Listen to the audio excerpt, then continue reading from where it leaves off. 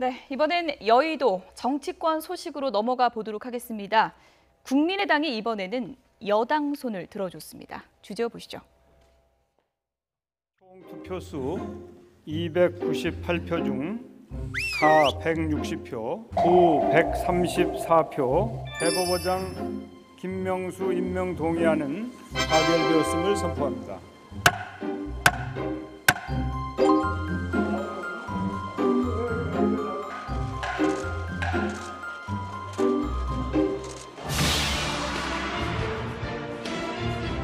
골목대장도 하지 않는 짓을, 골목대장도 하지 않는 짓을. Only you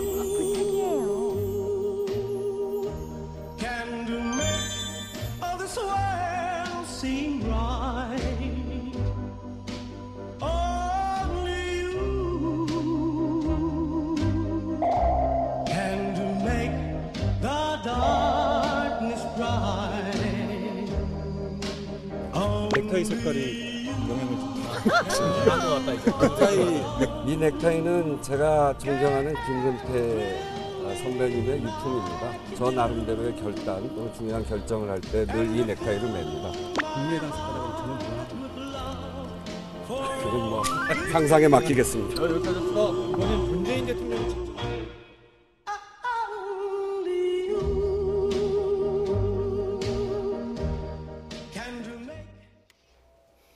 오늘 하루 여의도는 녹색 물결이었다고 합니다. 김근식 교수님, 예, 가결이 됐는데 찬성표가 예상보다 많이 나왔어요. 그렇습니다. 예. 지난 김희수 헌재소장에 비하면 한 30표 가까이 표가 많이 나왔는데요.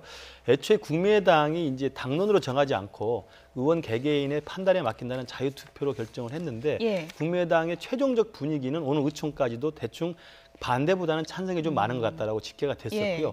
그리고 또 하나 좀 이번에 김희수 헌재소장과 달리 가결됐던 이유 중에 하나 들려면 일단 국민의당이 이제 지난번보다는 좀 편성이 많았다는 거고 예. 또 하나는 바른정당이나 자유한국당 내에서도 당론과 달리 몇 표는 가표를 던졌다는 겁니다. 이탈표가 나온 예, 거군요. 이제 그것이 또 예. 굉장히 많은 영향을 미쳤던 것 같습니다. 그래서 전반적으로는 김희수 헌재소장에 대해서는 야당 연대가 이루어져서 문재인 정부의 독주에 대한 제동을 거는 형국이었다고 한다면 이번에 김명수 후보자에 대한 것은 찬성 가결은 사법개혁이라고 하는 큰 틀에서의 국민적인 어떤 염원 이것에 대해서 김명수 개인 후보자에 대한 도덕적 하자가 없었고 또 그동안 이야기했던 인사비리 5대 원칙에 대해 결격 사유가 없었기 때문에 아마도 큰 틀에서는 동의해 준다라고 하는 국민적인 여론 이걸 아마 국민당이 많이 따른 것으로 이렇게 판단이 예. 됩니다. 어쨌든 여당 지도부가 오늘 발벗고 나섰습니다. 우원식 원내대표는 뭐 기도하는 심정이다 이렇게도 이제 얘기를 했었는데 오늘 의상이 상당히 주목을 받았습니다. 녹색 넥타이를 매더라고요. 일종의 이제 패션 정치를 한 예. 셈이고요. 그런데 뭐 저것 때문에 뭐 국민의당 의원들이 예. 저 넥타이 색깔 보고 뭐 반대표 찍을래다가 참표로 돌아서고 이런 일이 있겠습니까? 근데 그래도 노력은 하는 모습. 뭐 노력을 하니까 그러니까 예. 이제 국민의당 입장에서 보면 미워 보이지는 않는 거죠.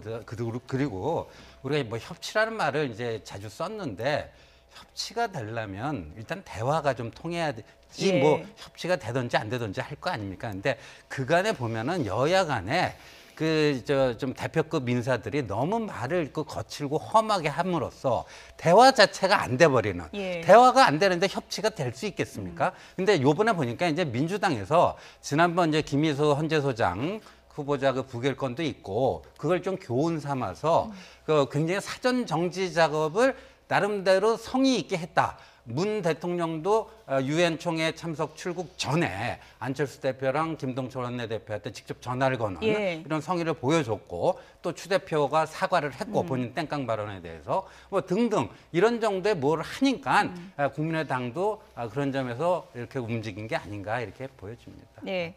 그런데 초록 넥타이가요. 우원식 원내대표뿐만이 아니었다고 합니다. 저희가 그래픽으로 좀 준비해봤는데 예. 보여주시죠. 공교롭게도 이게 공교로운 건지 의도적인 건지는 잘 모르겠습니다만 문재인 대통령도 뉴욕에서 초록 넥타이를 맸고요. 그리고 예. 윤영찬 비서관도 오늘 또 초록 넥타이를 맸습니다. 이렇게 당청이 모두 초록색을 맨 거는 의도가 있다고 봐야겠죠. 그렇게 해석이 예. 됩니다. 또 더군다나 한 분 더 있죠. 정세균 의장도 아까 초록색 예. 넥타이를 맸습니다. 그래서 초록색은 또 국민의당을 상징하는 것이기도 해서 전반적인 분위기가 아마 어젯밤 오늘 아침 사이에 추미애 대표 쪽에서도 가결 분위기를 좀 알았던 것 같고요. 예. 그다음에 국민의당도 전반적으로는 반대보다는 찬성이 좀 많다라는 식의 집계가 나왔기 때문에 그런 분위기 좋은 화기애애함 속에서 그나마 그러면 민주당 쪽 인사들 당청에서 그러면 국민의당에게 나한테 보내주는 좀 이런 메시지 긍정적인 게 뭐가 있을까 생각하면 초록색 넥타이를 다 매는 것이 예. 보기도 좋고 예. 또 이걸 또 싫어할 일은 없기 때문에 좋다고 생각하고요. 저는 특히나 아까 신 교수님 말씀하신 것처럼 지난 김희수 부결 때 가졌던 청와대와 그다음에 여당의 반응은 제가 그때도 말씀드렸습니다만 굉장히 속이 좁아 보였던 겁니다. 그렇다고 한다면 지금 이번에는 예. 가결이 됐기 때문에 또 너무 좋아하지 말고 가결과 부결을 오고 갈 수 있는 것은 청와대와 정부 여당이 얼마나 협치의 손을 먼저 내미느냐의 문제이기 때문에 저는 그런 모습들을 앞으로도 쭉 계속 보여야 된다고 생각하고 어차피 정기국회 남아있고 산적한 이 개혁 입법 과제들이 있습니다. 거기에 여소야대 전국은 변한 게 없거든요. 예. 따라서 대통령의 전화라든지 여당 대표의 어떤 적극적인 모습이라든지 또 각계 또 민주당 의원들의 국민의당에 대한 또 야당에 대한 어떤 존중의 의사 이런 것들을 지속적으로 일관되게 유지하기를 바랍니다. 예. 어쨌든 부결이 되든 가결이 되든 중요한 건 국민의당의 힘이다. 이런 게 다시 한번 입증됐다는 분석이 나오고 있는데요. 국민의당에서는 어떤 얘기가 나왔는지 들어보시죠. 우리 의원들께서 사법부의 독립과 개혁을 위한 현명한 결단을 내려주신 결과입니다. 국민의당은 무조건 반대하는 야당이 아닙니다. 저희들은 국민을 위한 문제 해결에 관심이 있는 정당입니다. 따라서 만약에 문제 해결에 좋은 방법을 정부 여당이 제시하면 저희들은 전적으로 지원하지만 만약에 잘못된 그런 길을 간다면 저희들이 가지고 있는 더 좋은 대안을 제시해서 정부 여당에서 채택할 수 있도록 노력할 겁니다. 가결이든 부결이든 국민의당 의원들에게 달려 있었는데 국민의당 의원들이 참으로 고심을 많이 했습니다. 감성적으로 문재인 정부의 지난 4개월 동안에 그 일방통행식 국정운영, 대화와 소통이 사라진 말로만의 협치 이러한 것들에 대한 어떤 심정적 거부감들이 있었는데 우리 국민의당 의원들이 많은 숱한 고뇌와 고민 끝에 이성이 감성을 누르고 이겼다고 생각합니다. 네. 정치적 득실을 따져보면 이번에 국민의당이 여당 손 들어준 게 플러스입니까? 마이너스입니까? 어떻게 보십니까? 그럼 당장은 뭐 예. 플러스 마이너스 그렇게 계산할 수는 없을 것 예. 같고요. 그다음에 이제 국민의당은요. 어차피 이제 가결로 이렇게 그 결론이 났으니까 안철수 대표도 그렇고 김동철 원내대표도 그렇고요. 이렇게 됨으로써 국민의당이라고 하는 캐스팅 보트의 존재감이 약해지면 안 되는 거 아닙니까? 그러면 마이너스 측면이 이제 발생을 하는 거니까 예. 우리 때문에 된 거다라는 것을 뭐 어떻게 얘기하면 좀 생색도 좀 내야 되고 우리 무시하면 안 돼. 앞으로 그 원만한 전국 운영을 위해서라도 항상 요번처럼 그렇게 겸허한 자세로 나와라. 이런 걸 또 은근히 또 이렇게 강조하고 함으로써 본인들의 존재감을 좀 과시할 필요가 있지 않느냐. 예. 왜냐하면요. 그 오늘 이제 그 예상됐던 표보다 130표가 이제 확실한 표였고 예. 30표가 더 나오지 않았습니까? 근데 그 바른정당의 하태경 의원이 본인 그 소셜 미디어에 난 참표를 던졌다 했으니까 하태경 의원 한 명만 그 보수 그 양당 그 두 당에서 찍었다 그러면 국민의당에서 29명이 참표를 던졌다는 이제 단순 예. 산수가 나오잖아요. 근데 그럼 뭐 또 11명은 또 반대표를 던진 건데 여하튼 그 국민의당 내에서도 여러 가지 그런 그 뭐랄까 고심한 흔적은 있는데 결론이 이렇게 났으면 그래도 우리 때문에 이렇게 된 거다.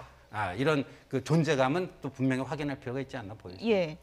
또 이성이 감성을 네. 누른 것 같다. 김동철 원내대표가 그런 얘기를 하지 않았습니까? 국민의당이 며칠 전만 해도 추미애 대표에게 언제 형제 취급했냐 하도 많이 났었는데 추 대표의 일종의 좀 사과나 오늘 또 팔짱도 꼈는데 이런 게 좀 통한 건가요? 그렇죠. 일단은 이전에 추미애 대표의 막말에 대해서 공개적으로 직접 사과를 전제 조건에 열었기 때문에 예. 그 부분에서 추미애 대표도 깔끔하게 또 사과를 했습니다. 예. 그런 상황이고 그 전에 김희수 헌재소장 부결 때는 사실은 국민의당과 민주당 사이에는 상당히 감정상 안 좋은 골이 있었습니다. 그렇죠. 근데 그 부분이 조금 풀렸다고 생각을 한 것 같고요. 지금 김동철 원내대표가 말한 것처럼 감성적으로는 굉장히 지금도 말로만 협치하는 이 정부 여당에서 불만이 많지만 이성으로 누르고 우리가 찍어줬다 이런 이야기를 하신 건데 예. 저는 저 대목에서 좀 표현은 좀 부적절해 보여요.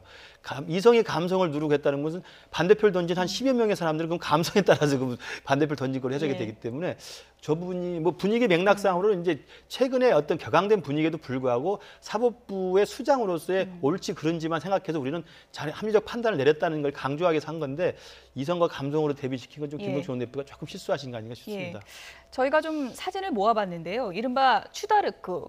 저희가 한동안 추다르크의 이른바 막말에 대해서 비판을 하기도 했는데 이런 팔짱 정치는 상당히 또 유화 정책이라고 그럴까요? 상당히 효과를 좀 거두는 면도 있는 것 같아요. 남성 정치인이 여성 정치인에게 저렇게 먼저 하기는 힘들어요. 잘못했다고 또 오해받으니까. 근데 여성 정치인이 그런 점에서는 확실하게 이니셔티브를 행사할 수가 있는데 근데 저것도 어떻게 보면 쉬운 일이 아닌데 어렵게 본인이 마음을 작심을 해서 저렇게 해놨는데 다 나중에 보면 그 이상한 말 한마디로 다 다시 까먹는 이런 게 어떻게 보면 이제 추미애 대표 정치에서 좀 되풀이 반복된 게 아닌가. 그렇다면은 그 추 대표도 나름의 교훈을 이제 얻지 않았을까. 그리고 앞으로요, 이 정기국회가 예산하고 법률, 요번 이제 김명수 그 대법원장 후보자 이 인준도 굉장히 중대한 문제지만요. 그거 이상의 어떤 그 큰 일들이 남아 있습니다. 그러니까 이 추 대표가 요번에 얻은 그거를 어떻게 이제 해 나갈지 뭐 이게 이제 남은 과제겠죠. 어쨌든 이번에 여당 대표로서의 존재감이라고 할까요? 그것을 상당히 좀 긍정적으로 각인시켰는데 이런 평가가 좀 오래 갈 수 있으면 좋겠다 그런 생각도 들었고요.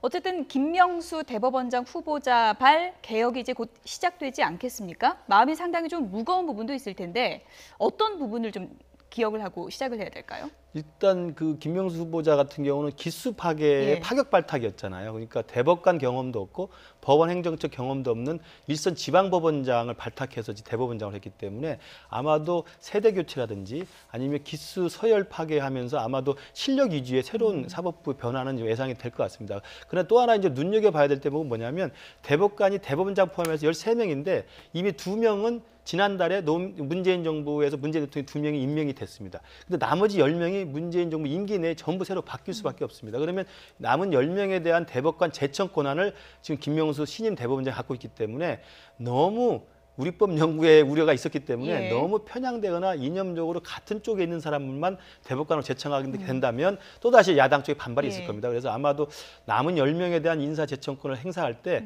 조금 더 공평하고 합리적이고 균형적인 것을 해주길 좀 바랍니다. 기대와 함께 뭐 우려도 나오고 있습니다. 한국당 홍준표 대표는 SNS에 이런 글을 올렸는데요.